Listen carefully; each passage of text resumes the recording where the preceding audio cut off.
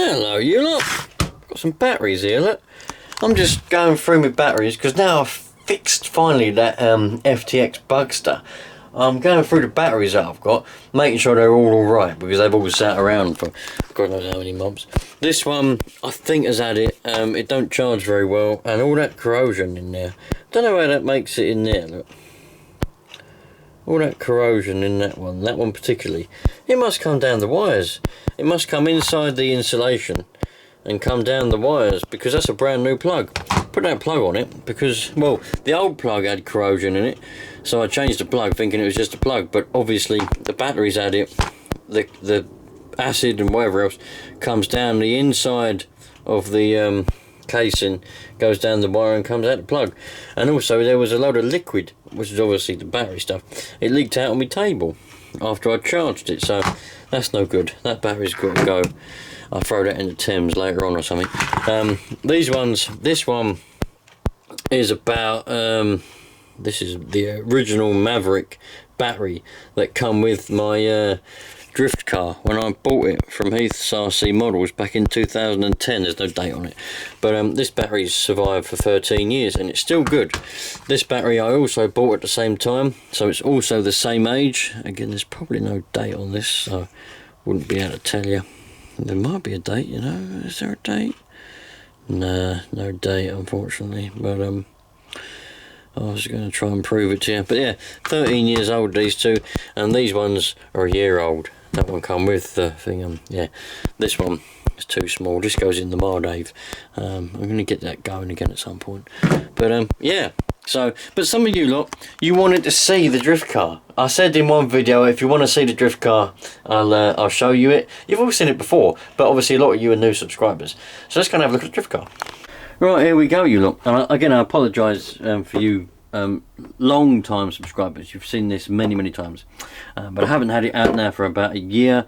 No, just over a year, but year and a half, something like that, because the last time I used this I was on the driveway and I had my old next door neighbours, the two old people, and they used to let me use the whole drive, so I had like a track going round the whole driveway because I have a shared drive, and one side's theirs and one side's mine, and they didn't care. They were like, yeah, just use the whole drive.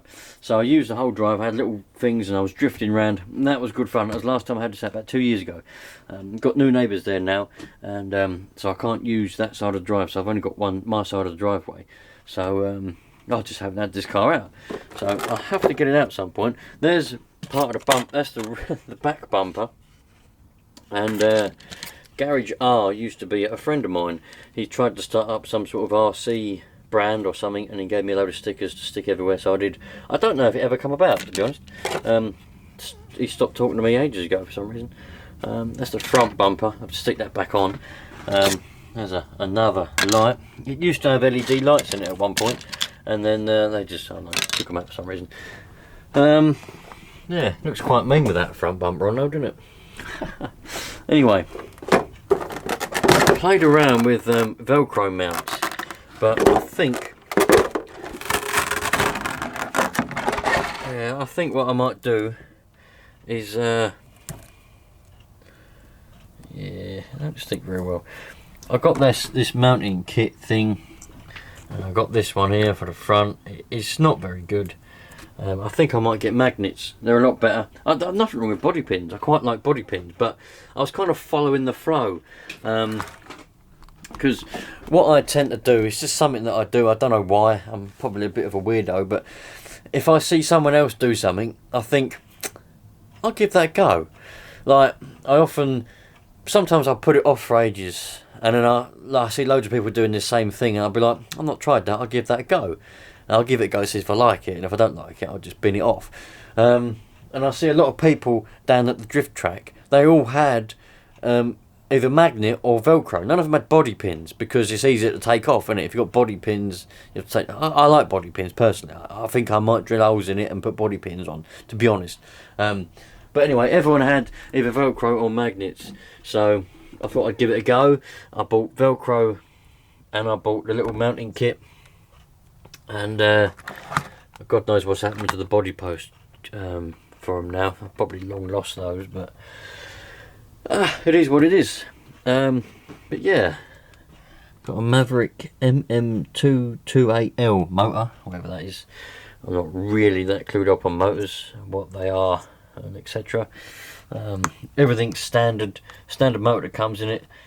This is actually the touring car version, because when I went to Heath's RC Models to buy a drift car, they didn't have the drift one in stock, and I wanted specifically HPI back then, because a friend of mine that I used to go out with, he had a Tamiya, I'm pretty sure it was Tamiya, and it had belt drive, and I didn't like the idea of belt drive. His belts kept popping off, and he could never get them lined up properly. They always fell off, and bits of stones and that would, not stones, but yeah, if you was drifting, you know, out on the road, little stones would get in between the belts and pop them off. But we was usually inside a multi-story car park, and it was like that flat painted concrete. You know what I'm talking about? The slippery stuff. Like when you drive around it in your real size car, they go, you know, it's squeaky. So I thought I want a shaft driven car, and done a little bit of research, and the HPI one, the Maverick, was shaft driven. I thought, right, I'll go for that. Specifically wanted it. They didn't have the drift one in stock with the locked diff. They had the touring car one with the open diff 4-wheel drive. So I got that, and I bought some drift wheels, and I got some red ones that I never fitted. I think I fitted them, I never actually used them. But anyway, bought these drift wheels, and yeah, so that's pretty much. And the shell, tape, but yeah, that's pretty much how it goes. You know, it's not had a lot of use. Well, it has had a lot of use, sorry, it's had loads of use, like loads and loads of use. I bought this in 2010, and took it out. I always had it in the boot of the car, and of an evening when I used to go out street racing in the real car, now this in the boot, and then after we'd done all the racing and all that down Southend-on-Sea and gone to Lakeside and done all of that kind of stuff, bit of Langdon strip, we'd then go to a multi-storey car park over in the town centre about 10 o'clock in the evening and have a bit of a drift session with the old little RC electric cars. And then, you know, during the weekends and that, I'd go wherever. Used to run lipos with this. I've got one lipo left, and it survived. It's now from 2010, so it's 13 years old, still going strong. But all the other ones puffed up and blew up years ago. But that one's a good one. So, but yeah, this is it, my friends. I think what I'm going to do, I've really got a bit of an itch to get back into the old RC drifting. Oh, that battery's charged. Bit of an itch for it, to be honest with you. I've always loved drifting full stop. You know, used to have an E36 BMW with a couple of friends, did a bit of drifting, real cars. Never really got into it though because we didn't have time. You know, life just always got in the way. But I love the nitro drifting and electric drifting, you know, RC ones. I wish I was good at shells. I wish that I used to have wing mirrors, God knows where they've gone. I wish I was good at painting them. I'm crap at painting shells. In fact, I'm crap at cutting them as well. I can never get the wheel arches right on nothing. But yeah, so I've got a bit of an itch for it actually. And also, my daughter wants she wants a drift car. I let her drive this one around, and now she wants a drift car. So I've had a look at that FTX. How do you pronounce? Is it Bonanza? Bonanza? But I think it's Bonanza. The FTX one. I had a look at that, and you know, for that sort of price, they're about £120. I reckon that might be a nice little drift car. I've seen a few videos on it. Seems like it's a nice little sort of drift car. So, you know, once this recession's over and we're all back to normal sort of thing, we've got a bit of money in our pocket, I'll probably get her a little drift car and we go drifting. But as far as this one goes, I think I'll get some magnets, include the magnets on top of this rather than the Velcro, because the Velcro's crap, man. It never sticks. Like the Velcro itself sticks, but the Velcro, the little strips come off. I could super glue them, I suppose. But the other problem is that I get, if anyone's got any tips or advice on how to do it, but the whole idea of the Velcro is that you can just take the shell on and off quickly, but you can't put the shell on quick, because you have to you have to line it up. You're messing around trying to get it lined up. Like, look. At least if you've got body pins, you put it on, the posts slot in, it's lined up. You ain't got to fanny around lining it up. But yeah, if anyone's got any advice on easy way to, when you got Velcro, how do you just put the shell on quick and easy and line it up? I can't see a way, but you lot are the experienced people when it comes to this kind of stuff. You know, a lot of you lot know a hell of a lot of stuff. So you know, I might have a lot of experience with nitro, but when it comes to shells and stuff like that, some of you lot are proper into the aesthetics, aren't you? You want to do things looking perfect, and yeah, a bit of advice on how to do that would be very, very much appreciated. But there we go. I'm just trying to fanny around, try and get this looking a little bit decent again, and it's only tape that holds the bumper on. The idea of it is, as far well, the reason why I done it was to try and make it look a bit more realistic and a bit more sort of 3D with the bumper and everything. But it's a bit of a pain in the arse. I might have to retake it off altogether and try and do something a bit different with it. But there's one light that I put there. Kind of looks a bit crap, but I'll put the other one back in there. I need a bit of tape on there really, but put that back in there, tape that in, and I think you can see me Velcro while I've fannied around trying to get it just right. But yeah, let's see how good we can get it to look. Well, I don't think that's too bad. I'm sure I had front lights. I'm 99 point. I'm really sure I did have front lights. God knows where they've gone. I'm definitely sure I had front lights. Unless they're in the other room. That's the bumper. Let's stick it on this car. I'm just going to go and have a see if I can find the front lights. I'm sure there was front lights. I'm going to go and see if I can find them, and then we'll put it back on and see what it looks like. So it did have front lights. I've looked literally everywhere, and I can't find the other one. I can only find one, but that'll be somewhere. Let's be honest, it's not as if probably, I don't know, I do like them actually, but anyway, let's put the one light in that we got and see what we can do. There we go. This should be where I should cut some to proper nice music, you know, and I should be doing slow-mo shots around, but no, it's nowhere near that kind of thing. But it needs a lot of work to it, but yeah. Is that upside down? I put that front bumper on upside down. What a dick. Well, I wonder if any of you lot spotted that when I showed you a minute ago that I put the bumper on upside down. There we go. Love it. Right. The back one's actually falling off. But one thing that I always wanted to do that I never actually got around to doing was getting a little exhaust pipe to pop out there. That would have been nice. Nice little exhaust. Yeah. Do you know what? I kind of like the look of, you know, like a real drift car usually has damaged panels, bumpers falling off and all of that. And I always wanted to get like an S15 shell.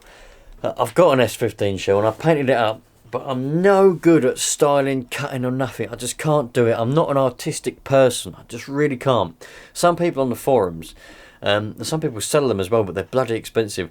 They make the shells and they look the absolute tits, you know, but I just can't do it. Someone wanted £180 for one shell that he'd painted, and it looked like, it was an S15, and it looked like a proper, the detail was amazing, and it looked like a real S15. It had dented doors, the bonnet was dented, the bumper was falling off, you know, and it looked like a real battered drift car, and it looked the tits. But he wanted £180 just for the shell, as it, you know. And I thought, it's just, you can buy a whole car for that.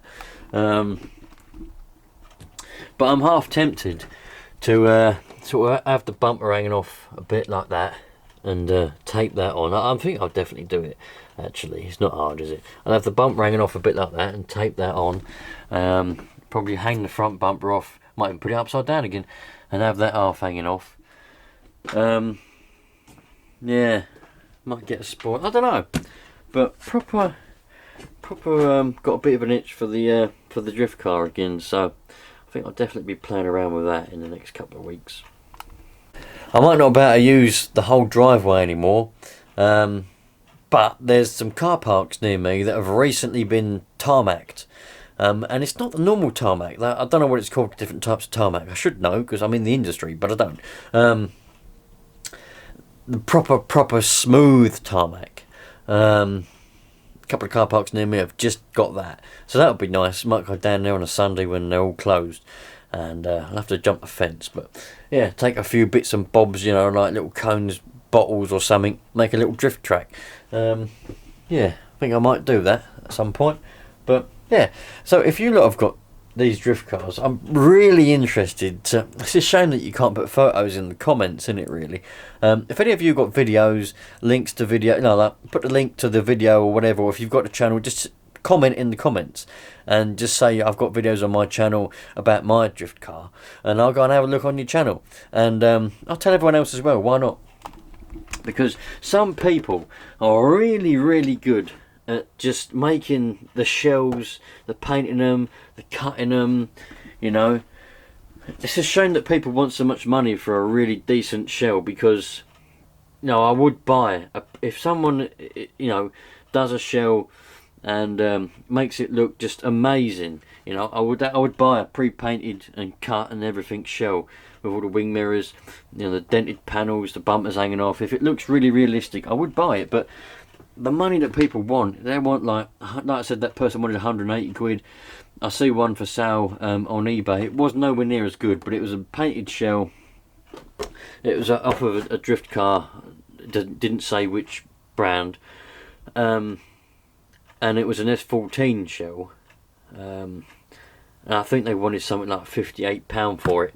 You know, that's a lot of money for a shell, but I suppose when you consider the amount of work gone into it, you know, it kind of makes it worth it. But it's a lot of money for a shell. But yeah, so let me know, you know, or if you've got an Instagram, tell me what your Instagram is. I'll go and have a look, because I love to know all about these shells and people that properly make them look just the nuts, man. Some people are really good at it, and they put the good wheels on and they make them look really cool. But yeah, I love it, man. I don't even know if HPI still sells this Maverick. I know, you know, obviously you can get the FTX drift car and all of that. Quite fancy to go with the Nitro one, actually, but they want 280 quid for that, and that's just a lot of money. Won't be doing that anytime soon. But yeah, I don't even know if they still sell them drifting. But it's a good part of the hobby, drifting. Again, you know, if you do the drifting, put it in the comments. I'd love to hear your stories. Just love it. Like when with the bumper sort of pushed up a little bit, it looks like it's sort of had a hard life, doesn't it? It looks like it's, you know, it's been out there drifting and it's, you know, had a hard life. Looks a bit haggard, eh? Love it, man. I might not even put the other light in. I might just leave it like that if I find it even. I'll leave it like that. One light missing. Brilliant. Righto, you lot. That's enough. I'm going to go and play some games or something with the kids, do whatever. Thanks for watching, and I hope you enjoyed looking at this little drift car, because some of you lot asked about it. Well, I mentioned it and some of you lot said, yeah, you'd like to see it. So it's all good. It's all good in the hood, man. I'm going to go and enjoy the evening. Catch you later on. Enjoy your weekend, whatever it is when you're watching this, and I'll catch you on the next one. Enjoy life. Just love it.